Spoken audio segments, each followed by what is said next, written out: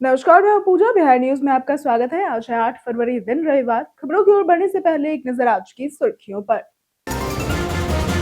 बिहार में जनगणना की तारीखों का हुआ ऐलान।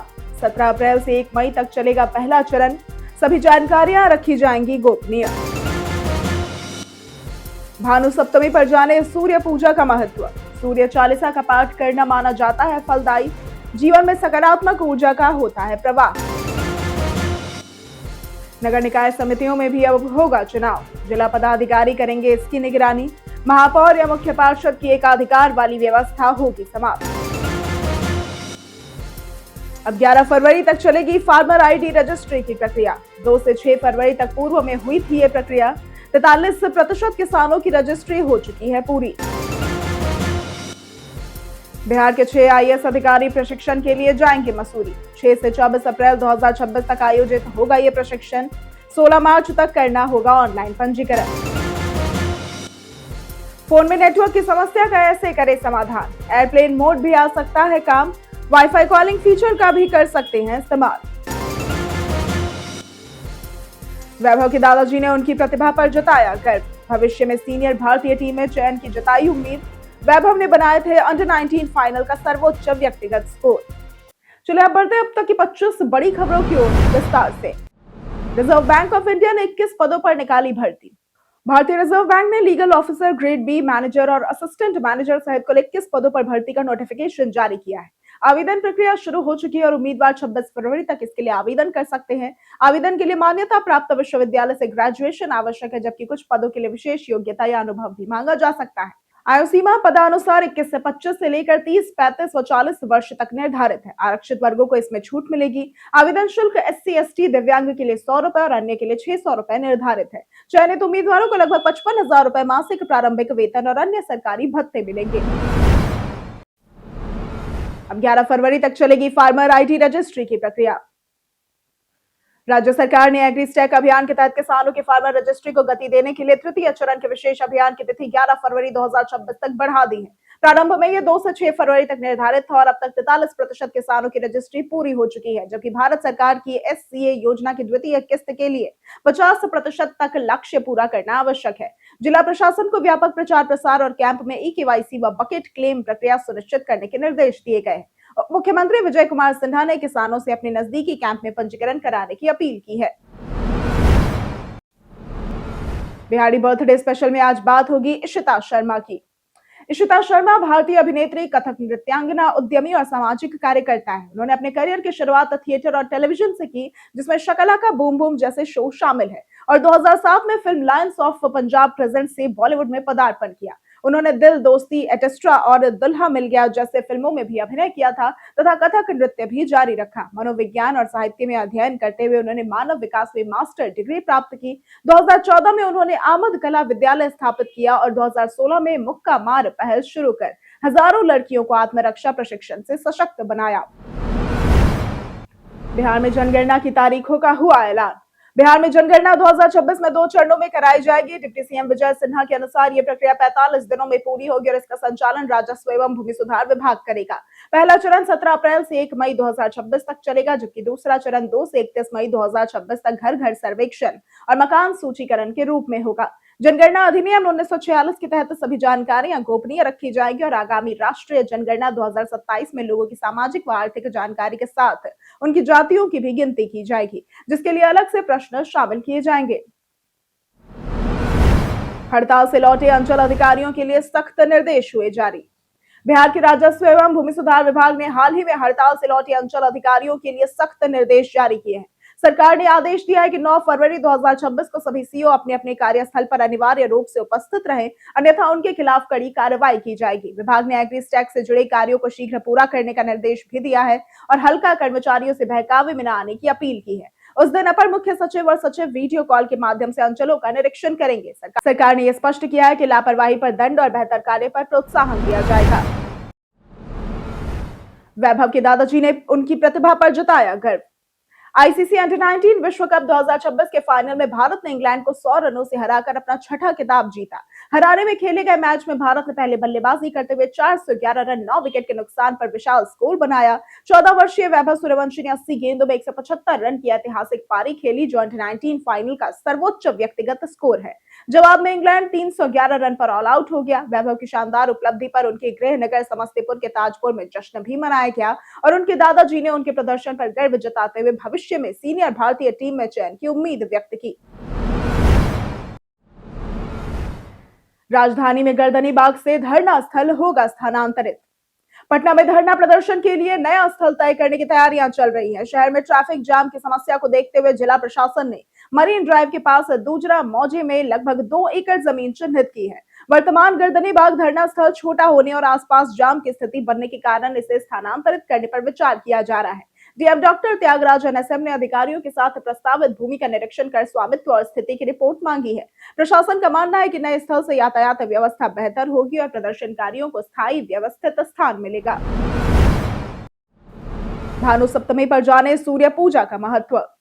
सनातन धर्म में भानु सप्तमी का विशेष धार्मिक महत्व माना जाता है। इस दिन भगवान सूर्य की पूजा अर्चना और उन्हें अर्घ्य देने का विधान है। मान्यता है कि श्रद्धा से सूर्य देव की उपासना करने पर जीवन में सुख, समृद्धि, शांति और उन्नति प्राप्त होती है तथा व्यवसाय में सफलता के मार्ग भी खुलते हैं। वैदिक पंचांग के अनुसार वर्ष 2026 में भानु सप्तमी 8 फरवरी यानी कि आज मनाई जाएगी। इस दिन सूर्य चालीसा का पाठ करना अत्यंत फलदायी माना गया है और ऐसा विश्वास है कि इसके नियमित पाठ से सूर्य देव प्रसन्न होते हैं, दरिद्रता दूर होती है और व्यक्ति के जीवन में सकारात्मक ऊर्जा तथा समृद्धि बढ़ती है। यहाँ बताई गई किसी भी जानकारी पर अमल करने से पहले संबंधित विशेषज्ञों की सलाह अवश्य लें। बिहार के 6 आईएएस अधिकारी प्रशिक्षण के लिए जाएंगे मसूरी।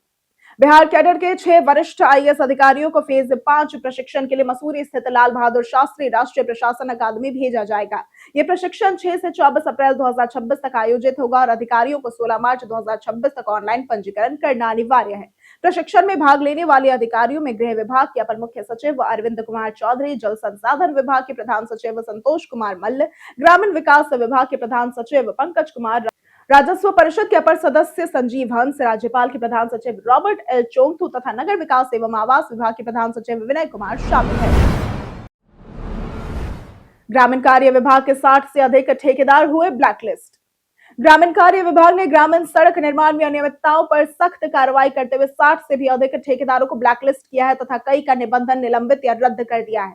इन ठेकेदारों पर फर्जी दस्तावेज देकर ठेका लेने, घटिया गुणवत्ता की सड़क बनाने, समय पर काम पूरा नहीं करने और लगातार लापरवाही बरतने के आरोप है। विभाग ने बताया कि बार-बार चेतावनी और पत्राचार के बावजूद सुधार नहीं होने पर यह कदम उठाया गया है। ब्लैकलिस्ट की गई कंपनियों को निर्धारित अवधि तक अन्य सरकारी विभागों में भी काम नहीं मिलेगा, जिससे निर्माण कार्यों की गुणवत्ता सुनिश्चित करने का संदेश दिया गया है।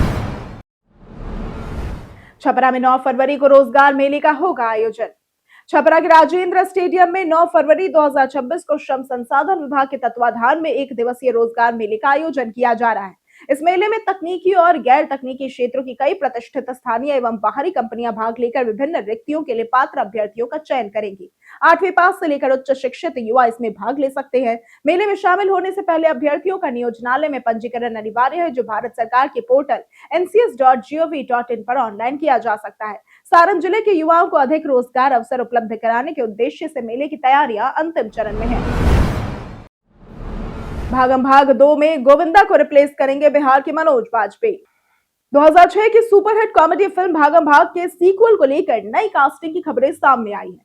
रिपोर्ट्स के अनुसार फिल्म में गोविंदा की जगह मनोज बाजपेयी अहम भूमिका निभा सकते हैं, जबकि अक्षय कुमार और परेश रावल अपनी पुरानी भूमिकाओं में नजर आएंगे। फिल्म का निर्देशन राज शार्दूल करेंगे और कहानी गलत पहचान व कंफ्यूजन के कॉमिक कॉन्सेप्ट पर आधारित होगी। अभिनेत्री मीनाक्षी चौधरी फीमेल लीड के रूप में जुड़ सकती हैं और शूटिंग अगले महीने मुंबई में शुरू होने की संभावना है। हालांकि कास्टिंग को लेकर आधिकारिक घोषणा का अभी तक इंतजार है। रामफल मंडल को मिलेगा राष्ट्रीय सम्मान। स्वतंत्रता आंदोलन के बलिदानी रामफल मंडल की स्मृति में केंद्र सरकार मई के अंतिम सप्ताह में डाक टिकट जारी करेगी। राष्ट्रीय लोक मोर्चा के अध्यक्ष एवं राज्यसभा सदस्य उपेंद्र कुशवाहा ने बताया कि लंबे प्रयासों के बाद सभी औपचारिकताएं पूरी हो गई हैं। उन्होंने राज्य सरकार से सीतामढ़ी में निर्माणाधीन सरकारी मेडिकल कॉलेज एवं अस्पताल का नाम रामफल मंडल के नाम पर रखने की मांग भी की। रामफल मंडल का जन्म 6 अगस्त को बाजपट्टी सीतामढ़ी में हुआ था और स्वतंत्रता आंदोलन में सक्रिय रहने के कारण 23 अगस्त 1943 को मात्र 19 वर्ष की आयु में अंग्रेजों ने उन्हें फांसी दे दी थी। समारोह का स्थान बाद में तय होगा। नगर निकाय समितियों में भी अब होगा चुनाव। बिहार कैबिनेट ने बिहार नगर पालिका विधेयक को मंजूरी दे दी है, जिसके तहत अब नगर निगम, नगर परिषद और नगर पंचायतों की स्थायी समितियों के सदस्य नामांकन के बजाय चुनाव से चुने जाएंगे। चुनाव में केवल निर्वाचित पार्षद मतदाता होंगे और प्रक्रिया गुप्त मतदान से होगी, जिसकी निगरानी जिला पदाधिकारी करेंगे। इस बदलाव से महापौर या मुख्य पार्षद की एकाधिकार वाली व्यवस्था समाप्त होगी और विभिन्न वार्डों का प्रतिनिधित्व सुनिश्चित होगा। इसके साथ ही जिला स्तरीय विकास बैठकों में सांसदों और विधायकों की भागीदारी भी होगी, जिससे योजनाओं के चयन और क्रियान्वयन में पारदर्शिता, संतुलन और गति आने की उम्मीद है। वैशाली के 2 केंद्रों पर सीटेट की परीक्षा हुई स्थगित। सीबीएसई ने सीटेट पेपर 2 परीक्षा को लेकर जारी विवाद पर स्थिति स्पष्ट करते हुए बताया कि देश भर के 1803 परीक्षा केंद्रों में से 1801 केंद्रों पर परीक्षा सफलतापूर्वक आयोजित हुई। हालांकि बिहार के वैशाली जिले के 2 केंद्र सेंट जॉन्स अकेडमी और बसमती नगर और लक्ष्य इंटरनेशनल अकेडमी पर अपरिहार्य परिस्थितियों के कारण परीक्षा नहीं हो सकी। बोर्ड ने आश्वासन दिया है कि इन केंद्रों के प्रभावित अभ्यर्थियों के लिए 15 दिनों के भीतर पुनः परीक्षा आयोजित की जाएगी। संशोधित तारीख और समय की जानकारी संबंधित उम्मीदवारों को अलग से दी जाएगी, इसलिए अभ्यर्थियों को चिंता करने की कोई आवश्यकता नहीं है। फोन में नेटवर्क की समस्या का ऐसे करें समाधान। फोन में सिग्नल की समस्या को ठीक करने के लिए कुछ आसान तरीके अपनाए जा सकते हैं। सबसे पहले एयरप्लेन मोड को कुछ सेकंड ऑन ऑफ करें, इससे नेटवर्क रीसेट हो जाता है। यदि 5G सिग्नल कमजोर हो तो नेटवर्क मोड को LTE पर सेट करना बेहतर है। घर के अंदर सिग्नल कम मिलने पर वाईफाई कॉलिंग फीचर चालू किया जा सकता है और समस्या बनी रहे तो नेटवर्क सेटिंग से रीसेट कर सकते हैं। इसके अलावा सिम कार्ड निकाल कर साफ करके दोबारा लगाएं या जरूरत पड़े तो नया सिम इस्तेमाल करें। इन उपायों से ज्यादातर मामलों में फोन के सिग्नल की समस्या ठीक हो जाती है।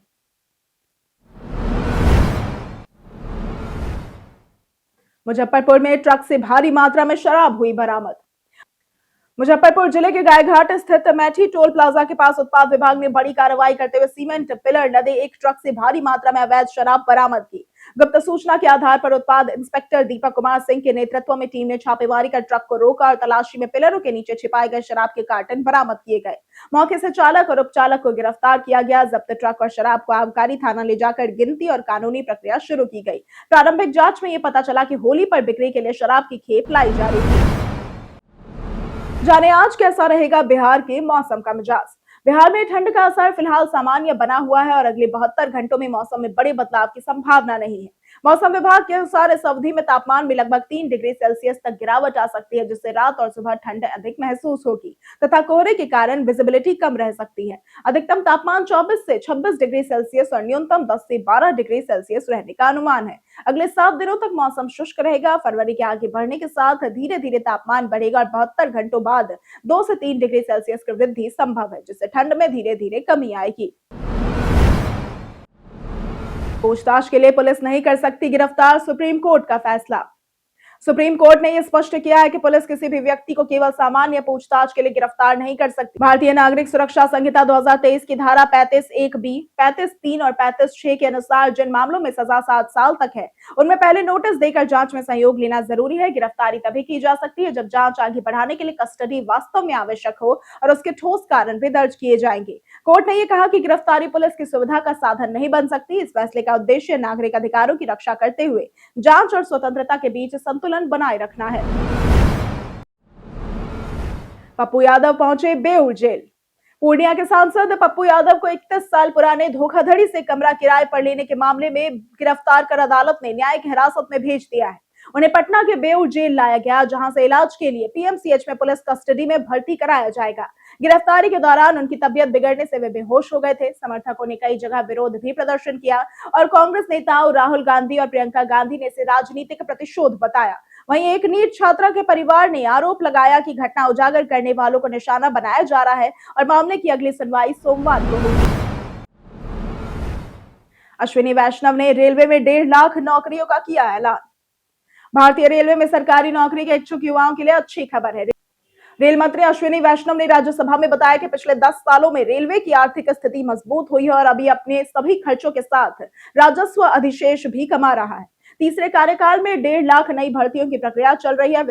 वित्तीय वर्ष 2024-25 में रेलवे का ऑपरेटिंग रेशियो 99.22% और ग्रॉस ट्रैफिक रेवेन्यू 2,65,000 करोड़ रुपए रहा। पूर्वोत्तर पंजाब, केरल, तेलंगाना और जम्मू कश्मीर में नई परियोजनाओं से रोजगार के अवसर बढ़ेंगे। रेलवे आर्थिक विकास, कनेक्टिविटी और आधुनिक इंफ्रास्ट्रक्चर को भी मजबूत करेगा। तेजस्वी यादव की कार्यकारी अध्यक्ष के तौर पर हुई ताजपोशी। राष्ट्रीय जनता दल यानी कि राजद ने महत्वपूर्ण संगठनात्मक निर्णय लेते हुए तेजस्वी यादव को पार्टी का राष्ट्रीय कार्यकारी अध्यक्ष नियुक्त किया है, जिससे नेतृत्व औपचारिक रूप से लालू प्रसाद यादव की दूसरी पीढ़ी के हाथों में आ गया है।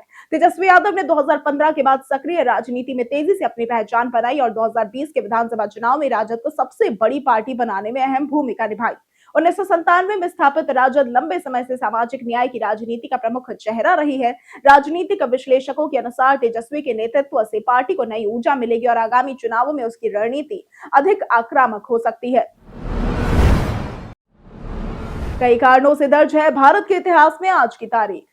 1941 में जगजीत सिंह का जन्म हुआ था। ये गजलों की दुनिया के बादशाह थे। 1951 में अशोक चक्रधर का जन्म हुआ था। ये हिंदी के मंचीय कवियों में से एक है। 1986 में एकता बिष्ट का जन्म हुआ था। ये भारतीय महिला क्रिकेटर है। 1971 में कन्हैयालाल मणिकलाल मुंशी का निधन हुआ था। ये महान लेखक और शिक्षाविद थे। 1995 में कल्पना दत्त का निधन हुआ था। ये आजादी के लिए संघर्ष करने वाली महिला क्रांतिकारियों में से एक थी।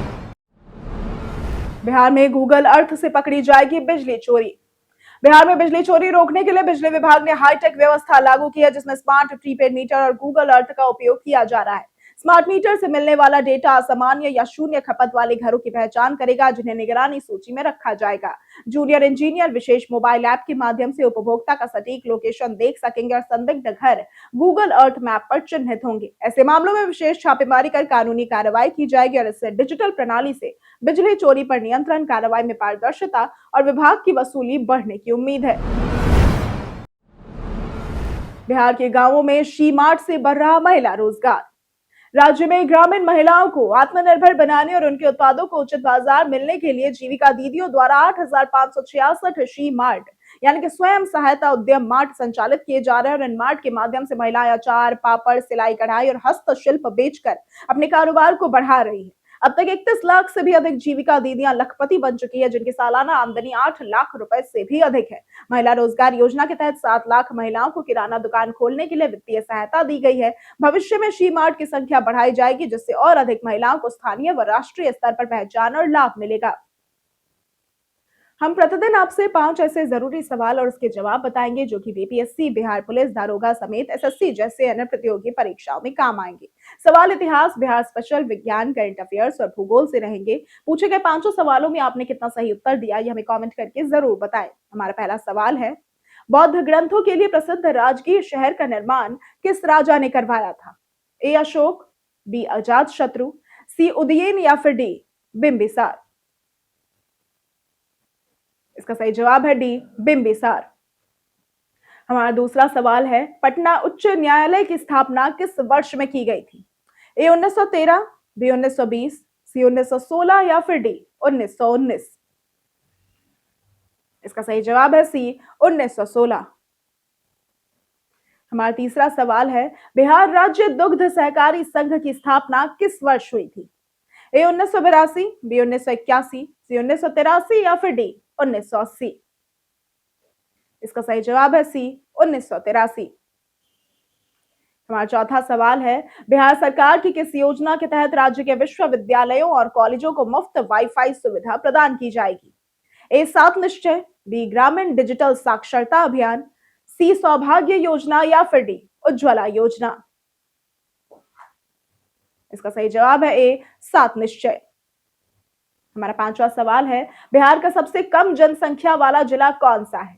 ए मधेपुरा, बी मुंगेर, सी शिवहर या फिर डी शेखपुरा। इसका सही जवाब है डी शेखपुरा।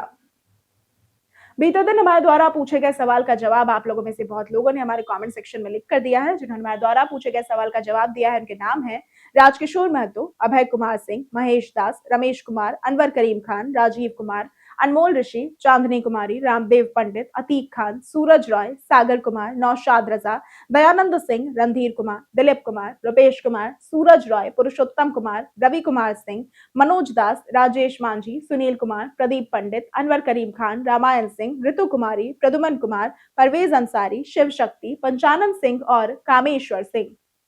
इसी के साथ बढ़ते हैं आज के सवाल की ओर। आज का सवाल है, आपको क्या लगता है आज की युवा पीढ़ी ज्यादा समझदार है या फिर जिद्दी? आप अपना जवाब हमें हमारे कमेंट सेक्शन में लिखकर जरूर बताएं। आज के लिए सिर्फ इतना ही। बिहार की तमाम खबरों के साथ बने रहने के लिए देखते रहे बिहारी न्यूज, और साथ ही अगर आप यूट्यूब चैनल पर देख रहे हैं तो चैनल को सब्सक्राइब करें, और अगर आप फेसबुक पेज पर देख रहे हैं तो लाइक और फॉलो जरूर करें।